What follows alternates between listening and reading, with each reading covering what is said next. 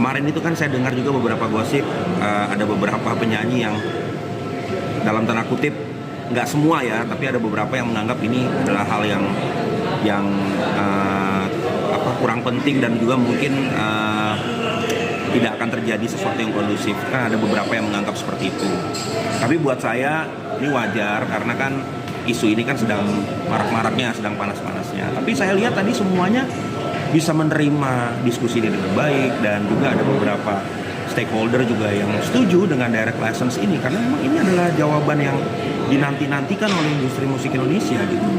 Selama ini kan kita seperti seperti katak dalam tempurung gitu kalau menurut saya ya, nggak maju-maju di situ-situ aja, membahas itu aja gitu kan. Jadi kalau saya lihat sekarang justru makin pintar nih masyarakat Indonesia, terutama stakeholdernya, mereka makin sadar bahwa ada sesuatu yang sebenarnya sudah harus diganti, sudah harus di replace dengan teknologi yang lebih baik.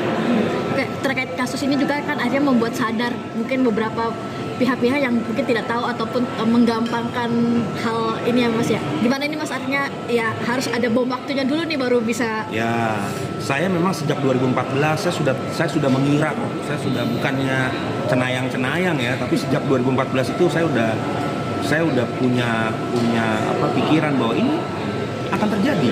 Minimal 10 tahun mendatang ini pasti akan terjadi. Karena ini kan penumpukan. Ya seperti gunung es saja yang sedang dibangun, lama-lama akan kelihatan. Tapi menurut saya ini adalah hal bagus buat industri musik Indonesia. Betul, karena apa? Kita mau naik level. Kita bukan lagi industri musik Indonesia yang cuma ngebahas ini aja tiap hari. Posting di sosmed, lari dari podcast ke podcast yang lainnya, semuanya serba klarifikasi. Sekarang kita duduk bersama untuk menciptakan level yang lebih baik. Masa kita kalah sih sama, bercontoh misalkan Korea, ya, Jepang, Inggris, bahkan mungkin China.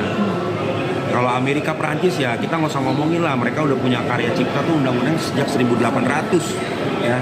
Kita kan baru tahun 87 undang-undang ciptanya ini. Nah ini udah waktunya kita harus berbenah diri, bahkan